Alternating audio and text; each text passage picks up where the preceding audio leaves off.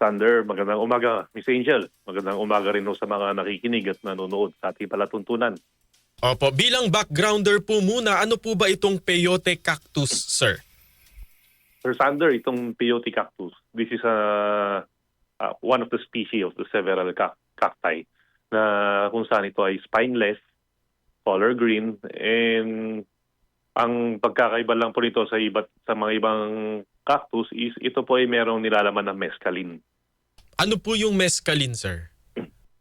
Ang mescaline po, this is a substance that is classified as a dangerous drug ayon po sa United Nations Convention on Psychotropic Substances.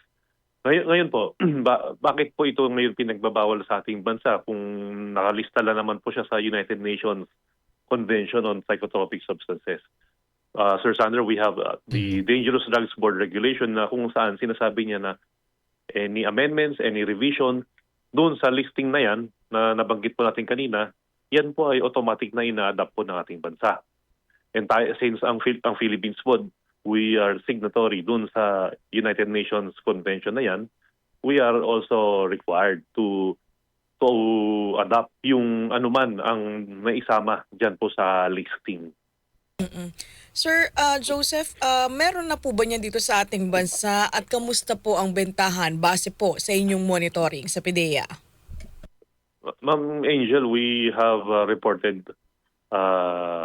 incidents na kung saan meron ho yung mga online sales na ginagawa ng POT.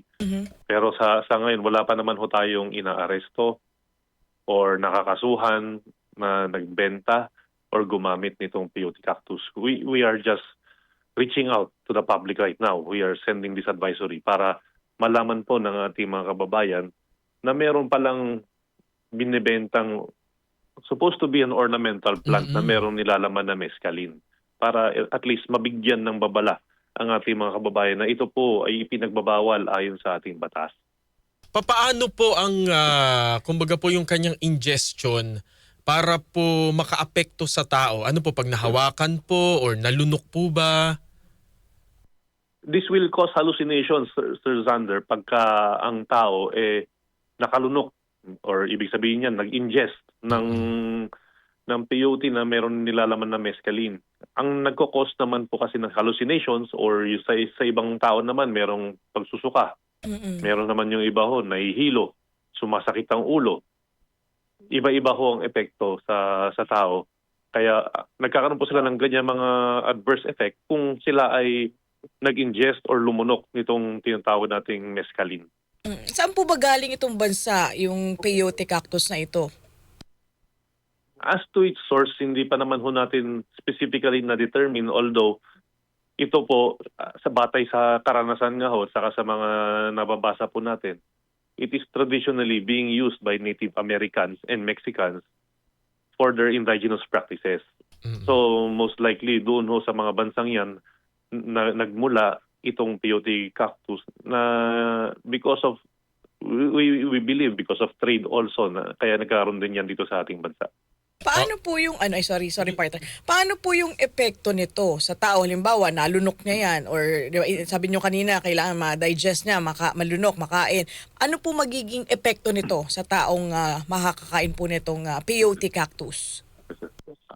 Ang epekto po nito, Ma'am Angel, dun sa mga naka-ingest ng peyote cactus initially ay headache, meron din yung pagkahilo, meron din naman depende sa tao kasi ang tao iba't iba po ang metabolism ng tao. So it depends on how they break down the enzymes na naipasok sa katawan. Sa iba, hallucination agad. Sa iba naman ho, nahihilo pa lang muna or sa iba meron yung nasusuka na po sila. So iba't iba po yung initial effect po ng pagkain nitong peyote na may mescaline. Opo. Kung halimbawa, kung ang na-monitor po natin yung mismong cactus plant po ang ibinibenta online, posible rin po ba na ang ibenta po sa Pilipinas ay parang process na tablet o capsule form na po? We are looking into that, Sir Sander. We are looking into that kasi lahat naman ng mga halaman maaaring i-process na ng mga companies or individuals who try to sell dangerous drugs. So we are continuously looking into that. Pero sa ngayon po, we are warning the public about this ornamental plant na binibenta online. Baka naman magkamali po sila meron po silang kasong kakaharapin kung sakali po. Sa ngayon, Sir Joseph, meron na po bang ugnayan ang PIDEA since ito po'y halaman sa DNR o sa DA sa usapin po ng ganitong halaman po, Sir Joseph? We have coordinated with other agencies na po. Kaya po yung ibang online sellers po, yung mga ibang sites na take down na rin po. Okay. So meron na pong mga naiulat na nagbebenta at nai-report na po ito. Yes, sir. We have observed na meron nga nagbebenta online na nakipag-ugnayan na rin po tayo sa iba't ibang ahensya. Kaya may ibang site, tinake down na rin po yan. Ano po yung mga parusa doon po sa mga mahuhuling nagbebenta o nag-i-import po neto, attorney? Mabigat po ang kaparusahan yan. Halimbawa, tayo po ay nagbenta ng peyote cactus. Since meron niyang mescaline, ito ay considered as sale of dangerous drug. Kung halimbawa naman tayo ay nagtanim nitong peyote cactus, ang peyote cactus, since it is a source of dangerous drug, meron ho yan na nakalagay sa ating batas.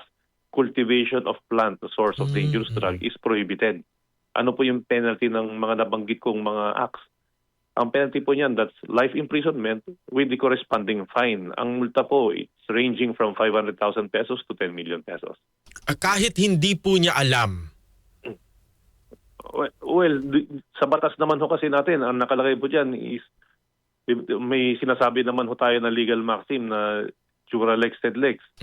The law is harsh, but it is the law. Yes. And ignorance of the law excuses no one. Yun. Po. Attorney, ito, chinek ko sa online, meron nagbebenta, seeds. Kasali ba yun? Yes po.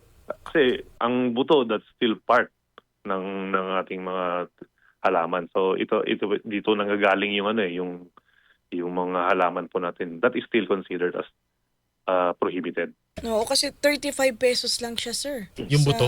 Sa Online. Sa online, ito check ko lang ngayon, 35 pesos. At sa Metro Manila, meron pong bentahan. Sige po, kung sakali po, bigay nyo rin po sa atin yung impormasyon na yan at gagawan na natin ng karampatang aksyon po. Siguro, paalala na lamang po, Attorney Joseph, sa atin pong tagapakinig. Sa mga kababayan po natin na nakikinig or nanonood po ngayon, paalala lang po ng PIDEA na meron po tayong namataan na mga sinasabing ornamental plant. Ito po yung peyote cactus. Meron ho nilalaman niya na mescaline. Kaya paalala po, especially sa ating mga kabataan na iwas-iwasan po natin ng pagtanim, paggamit nitong cactus na yan dahil ito po ay may nilalaman na mescaline and ito ay nakakasama sa ating katawan. Kung meron man na nagtatanim po na yan, report nyo lang po sa pinakamalapit na PIDEA or sa inyong pinakamalapit na police station. Yun lang po. Magandang umaga at mabuhay po kayo. Opo, at salamat po Thank you sa po, pagiging Attorney. proactive po ng PIDEA, sir. Yes. Thank you po. Maraming salamat po.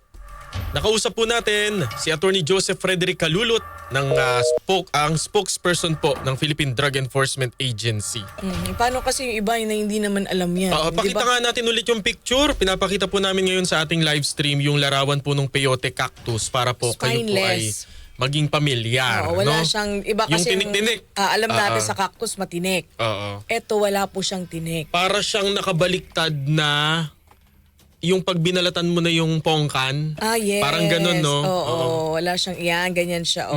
Kung halimbawa, aksidente, kayo ay nakapagtanim niyan. Oo, malay mo naman kasi, di ba? Oo. Hindi mo naman Alam. hindi na-digest. Alam namang tikman mo lahat ng cactus sa Oo, inyo. di ba?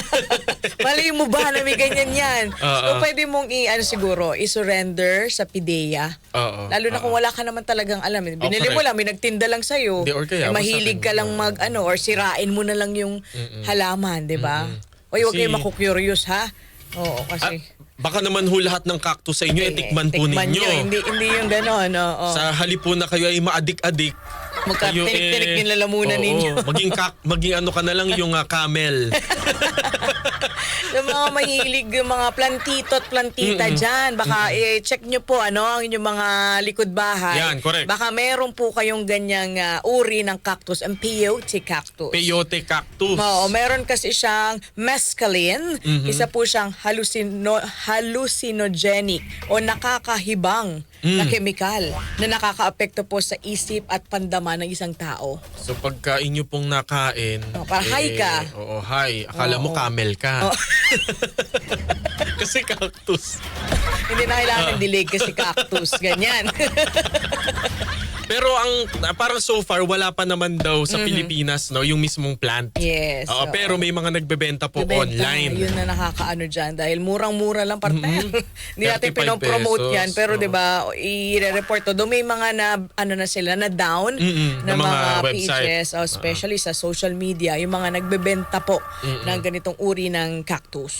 Kasi parang ginagamit daw noong unang panahon sa yung mga spiritual Yes.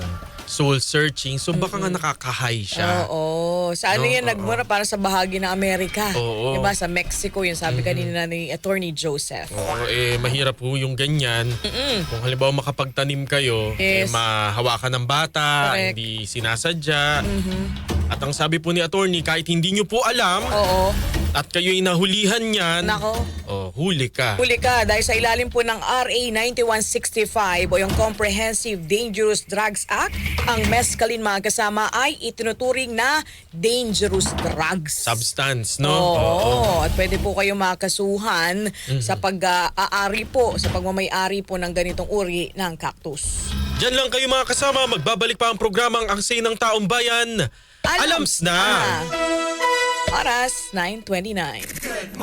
That time check was brought to you by PCSO. PCSO, hindi umuurong sa pagtulong. That news was brought to you by ACS Manufacturing Corporation, ISO certified world-class quality. ACS. That news was brought to you by ACS Manufacturing Corporation, ISO certified world-class quality. ACS.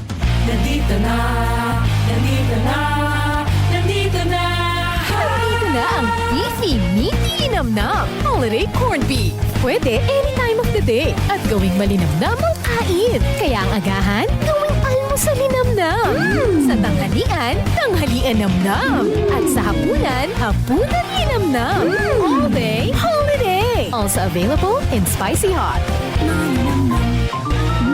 Holiday. Mars! Nandito na sa Luzon ang holiday corned beef and holiday beef loaf. Para sa ulam na pwede any time of the day. Now available in selected Pure Gold and Metro supermarkets nationwide. All day, holiday! Goodbye to eat matcha.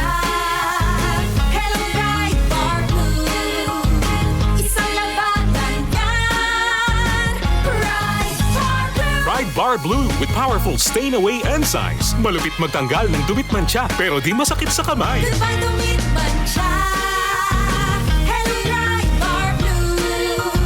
Isang labanan yan. As tested ang cotton and polycotton. Sa mancha, malupit. Sa kamay mo, mabait. Pride Bar Blue. Manufactured by ACS Manufacturing Corporation. ISO certified. World-class quality. ACS. Santhol Vitamin C, ang alkaline no vitamin C. Ako si Nico Delfin, dating TV reporter ng Kapamilya Network. Siguro kong naka-Santone Vitamin C ako araw-araw. Importante kasing maiwasan ang sakit at mapalakas natin ang katawan. Santhol Vitamin C, ang alkaline no vitamin C. Mabibili sa pinakamalapit na butika sa inyong lugar. Narito na ang programang hindi umuurong sa pagtulong sa PCSO. Bagong Pilipinas ang panalo sa kawang-gawa at serbisyo. Halina at sabay-sabay nating tutukan ang programang handang umalalay at magbigay tulong sa bawat Pilipino. Hatid ay serbisyong publiko mula sa Philippine Charity Sweepstakes Office. Ito ang PCSO. Hindi umuurong sa pagtulong. Ang karamay mo sa bawat laban ng buhay. Tutok na tuwing Lunes, alas 11 hanggang alas 11:30 ng umaga. Mapapanood din sa pamamagitan ng Facebook Live, YouTube Live ng DZXL at sa Signal Channel 309. PCSO, hindi umuurong sa pagtulong.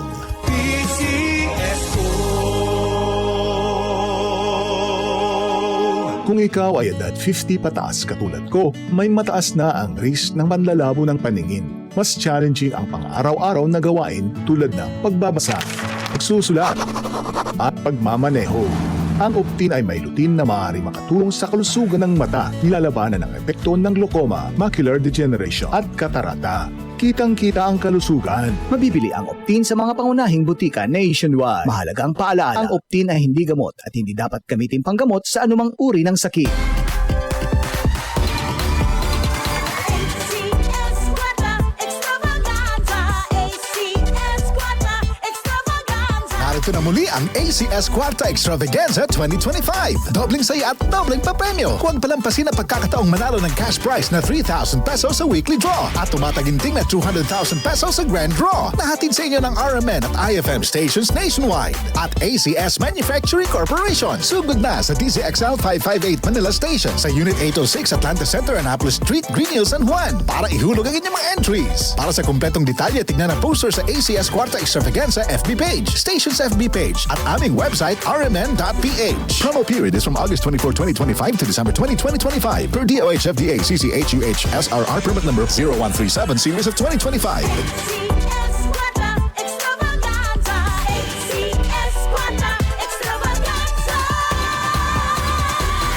For the Lord takes delight in His people. He crowns the humble with victory. I am Venus Ra, a beauty queen, youth advocate, and a servant of God. And I use my voice now to spread the word of God. Of course, with the help of MX3 capsule, with proper diet and exercise. Tunay, natural, at original. Parang pag-ibig ng Diyos sa atin. Kaya sa MX3, dito ako bilib.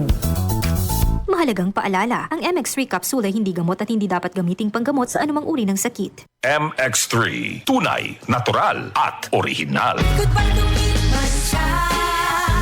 Hello, bright bar blue. Isang labanan yan. Bright bar blue. Pride Bar Blue with powerful stain-away enzymes. Malupit magtanggal ng dumit mancha pero di masakit sa kamay. Goodbye to Mancha. Hello, bright bar blue. Isang labanan yan. As tested ang cotton and polycotton. Sa mancha, malupit. Sa kamay mo, mabait. Pride Bar Blue. Manufactured by ACS Manufacturing Corporation. ISO certified. World-class quality. ACS. Santon Gold Coffee Mix. Ako nga pala si Clarice, naghahanap talaga ako ng kape ng di lang pampagising. Kundi uuwi akong glowing kahit puyat. Good thing may Santon Gold Coffee Mix. Masarap na, may free collagen and glutathione ka pa. Santon Gold Coffee Mix. Nagkape ka na, lalakas, gaganda ka pa. Mabili sa mga butika. DCXL News. Ang himpilan ng RMN. DCXL Radyoman Report. Report ng ating radyoman, yung grupo po ng mga health worker nagkasa ng kilos protesta dyan po sa Maynila. Si XL Radyoman 8 Eman Mortega. Kamusta po si Eman? Kuya Sander, muli nga nagkasama